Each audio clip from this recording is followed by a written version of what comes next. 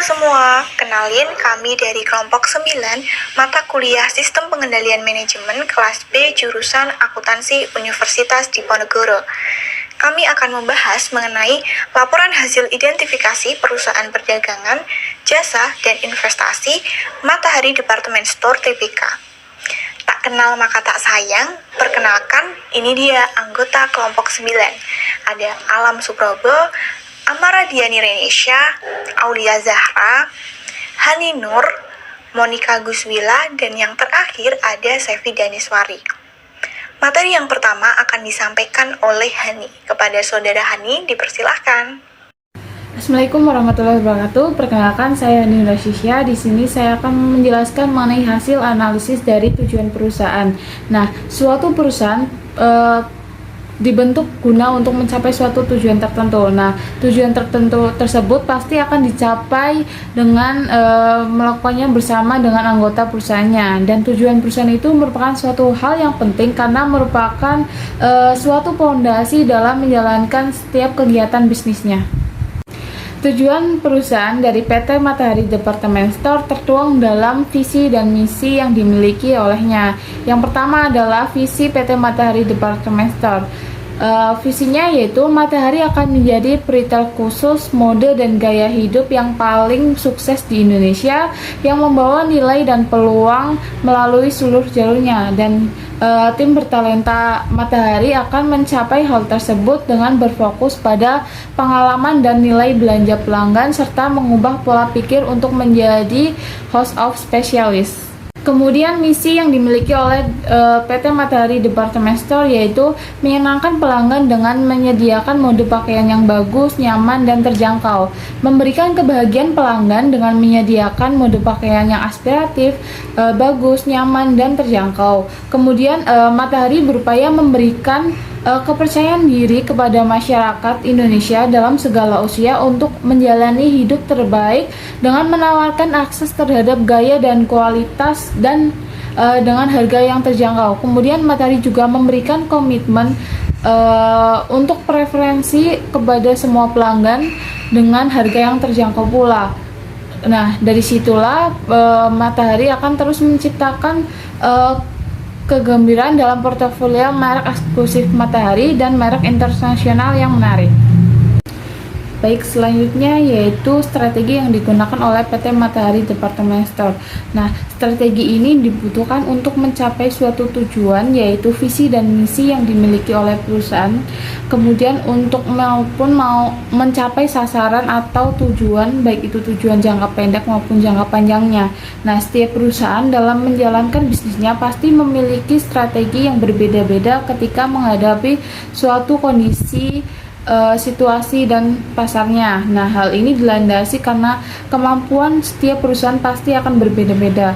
Nah, strategi perusahaan hadir untuk menjadi kunci utama agar kedepannya perusahaan dapat bisa survive dan berkembang. Nah, kemudian pada tahun 2021, PT Matahari Department Store memiliki strategi untuk mencapai tujuan perusahaan. Yang pertama yaitu strategi merchandising, yang mana Matahari akan memastikan mode baru termasuk menghabiskan 7 merek yang dihentikan, lalu mendukung basis pemasok lokal dengan terus melanjutkan pemesanan, kemudian diikuti dengan pembelian konservatif, dan melanjutkan dengan pendekatan merchandising yang disederhanakan. Yang kedua yaitu omnichannel. Nah, omnichannel ini Matahari akan bekerja melalui pengembangan newmatahari.com untuk memastikan pengalaman pelanggan yang maksimal, memastikan kemampuan platform, dan mengintegrasikan kecerdasan buatan, mengembangkan kemampuan pencarian, dan menyiapkan fitur-fitur baru, serta menghadirkan pemasok yang baru. Nah, kemudian yang ketiga adalah optimalisasi jaringan.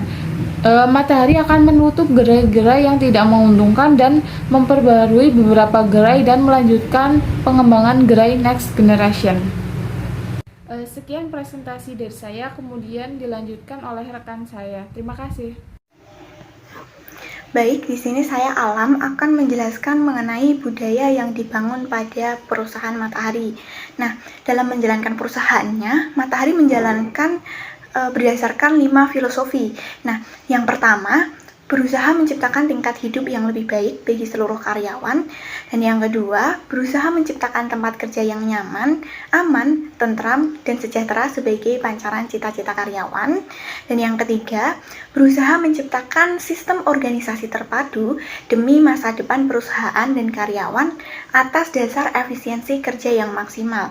Dan yang keempat, berusaha mendidik, melatih, dan mengembangkan seluruh karyawan secara merata tanpa membedakan tradisi, agama, asal keturunan, sehingga mereka sadar akan tugas dan kewajiban serta menjunjung tinggi tujuan perusahaan sebagai penunjang ekonomi negara. Dan yang terakhir atau yang kelima, berharap atas dasar sinkronisasi untuk saling mempercayai, menghormati, bekerja sama dengan baik, dengan asas kekeluargaan untuk mencapai tujuan yang kekal dan abadi. Sehingga dapat disimpulkan bahwasannya budaya organisasi perusahaan Matahari adalah Matahari berkomitmen untuk mempraktikkan prinsip-prinsip tata kelola perusahaan yang transparansi, akuntabilitas, bertanggung jawab, mandiri, adil, dan menjunjung kesamaan hak sebagaimana tercantum di dalam kode etik perseroan. Nah, nilai-nilai tersebut tercermin di dalam pedoman perilaku yang menjamin panduan tim manajemen, direksi, dewan komisaris, dan seluruh karyawan dalam menjalani tugas sehari-harinya dengan mengimplementasikan standar perilaku dalam berinteraksi dengan karyawan lain, pemegang saham, pemasok, dan pejabat setempat. Nah, sekian yang dapat saya sampaikan. Untuk materi selanjutnya akan disampaikan oleh Monica. Terima kasih. Baik, terima kasih atas kesempatannya. Saya Monica Guswilasari. Di sini saya akan menjelaskan mengenai proses pengendalian manajemen dari Matahari Department Store. Nah, sebelum masuk ke proses pengendalian manajemen yang telah diterapkan oleh Matahari Department Store, kita mengetahui bahwa tahapan-tahapan dari proses pengendalian manajemen itu dapat kita bagi menjadi 4 kategori. Yang pertama ada pemrograman, di mana kita memilih kegiatan-kegiatan spesifik yang akan kita laksanakan selama kegiatan perusahaan. Yang kedua ada penganggaran, yang ketiga ada operasi dan pengukuran prestasi, dan yang terakhir ada pelaporan dan analisis, di mana kita membandingkan kegiatan aktual dengan kegiatan yang telah kita rencanakan. Implementasi dari personal control dari Matahari Department Store, di mana yang pertama itu ada penempatan karyawan-karyawannya, ada kesempatan yang merata, ada pelatihan dan pengembangan. Dan untuk pelatihan dan pengembangan sendiri ini, Matahari Department Store memiliki beberapa program. Yang pertama ada General Training, di sana ada Introduction Training dan Retail Management System, di mana Introduction Training ini Matahari Department Store melakukan pelatihan untuk karyawan-karyawan baru dan pelatihan untuk mengetahui teknologi. Selanjutnya ada program Staff Competence Development, diantaranya ada basic training untuk pramuniaga dan ada basic training untuk kasir.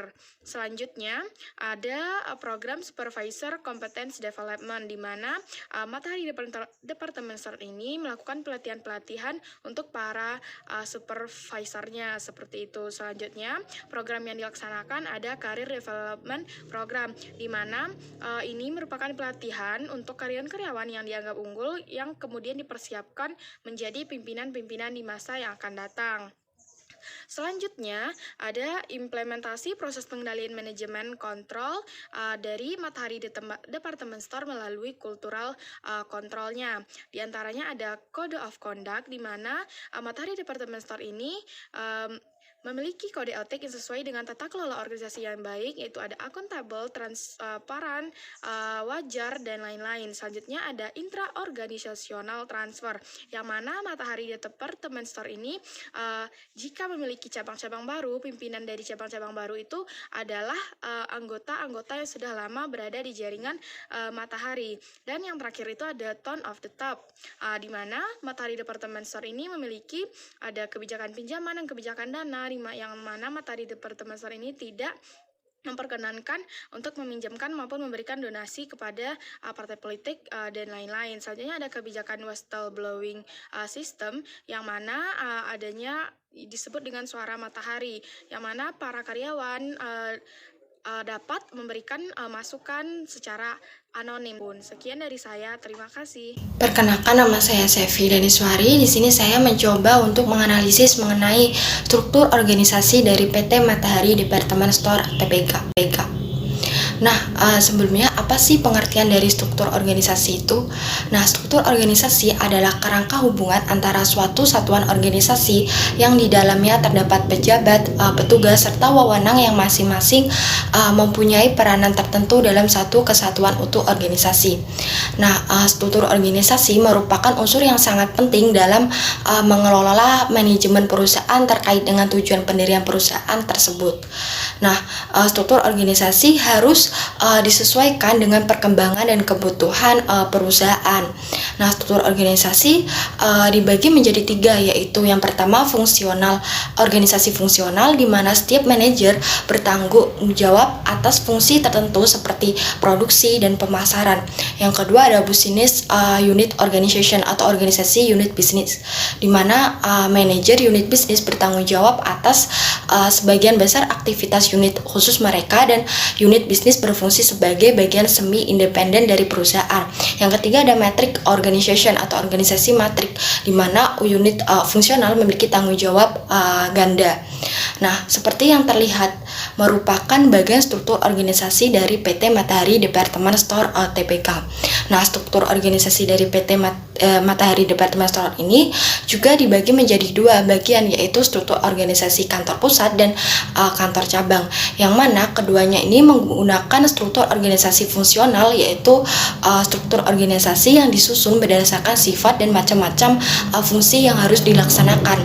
Nah, bentuk fungsional dari struktur organisasi tersebut dapat dilihat adanya kesatuan komando, dan setiap atasan berwenang memberikan perintah hanya kepada bawahannya, seperti Chief Merchandising Officer, Chief Digital Officer, Chief Financial Officer, dan lain-lain, yang mana memiliki tugas untuk memimpin secara menyeluruh masing-masing bidang manajerial yang di bawahnya.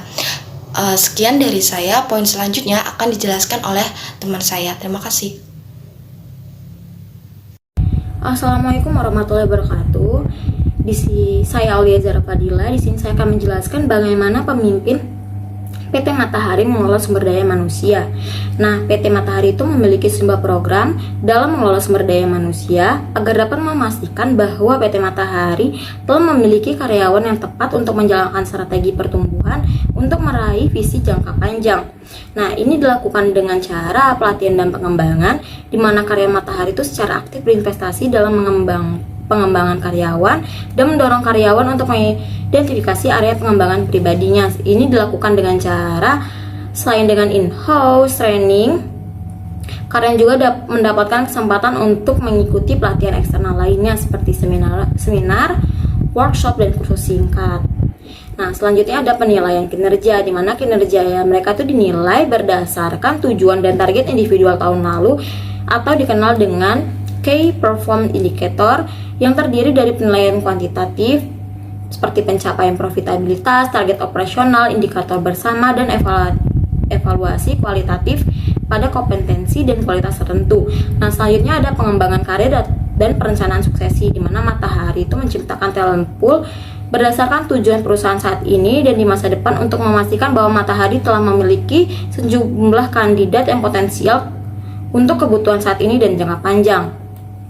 Nah, selanjutnya ada keterlibatan karyawan, di mana Matahari ingin karyawan itu merasa menjadi bagian dari keluarga Matahari, sehingga secara konsisten telah menciptakan lingkungan yang kerja yang inklusif, dan di tempat karyawan itu dapat membanggakan pekerjaan mereka dan mengetahui bahwa mereka itu dihargai oleh manajemen. Nah, selanjutnya ada hubungan industri, di mana ini merupakan memiliki 3 pilar dalam keterlibatan karyawan dan hubungan industri, seperti LKS, IKM, dan Koperasi Matahari, yang semua itu tersedia pada semua gerai dan perusahaan distribusi serta support center. Nah, pilar-pilar ini bertugas untuk mengembangkan dan memperkuat hubungan positif antar perseroan dan karyawan. Nah, selanjutnya ada lembaga kerja sama bipartit atau LKS, di mana LKS ini merupakan forum untuk dialog konstruktif antara manajemen dan karyawan, termasuk dalam penanganan keluhan perselisihan terkait ketenaga kerjaan. Nah, selanjutnya ada Ikatan Karyawan Matahari, di mana tempat ini adalah tempat karyawan dapat membangun solidaritas melalui berbagai kegiatan sosial. Nah, ini seperti acara sosial, olahraga, budaya, dan keagamaan. IKM juga mengadakan berbagai inisiatif dan kegiatan sukarelawan di bawah payung program tanggung jawab sosial perusahaan atau CSR Matahari. Nah, setelah yang terakhir adalah Koperasi Matahari, di mana Koperasi Matahari adalah sebuah usaha kecil yang didukung oleh perseroan dan ada di setiap gerai matahari. Nah, melalui koperasi ini, para anggota itu dapat menerima bantuan kesejahteraan, pinjaman darurat, dan bantuan lain yang dibutuhkan oleh karyawan. Dan juga terdapat konseling dan pelatihan untuk karyawan yang mendekati masa pensiun yang membutuhkan topik tertentu seperti pengelolaan keuangan dan langkah-langkah memulai usaha kecil. Nah, sekian dari saya, terima kasih. Terima kasih atas kesempatannya. Perkenalkan, saya Madiani Lenisha Tameswari.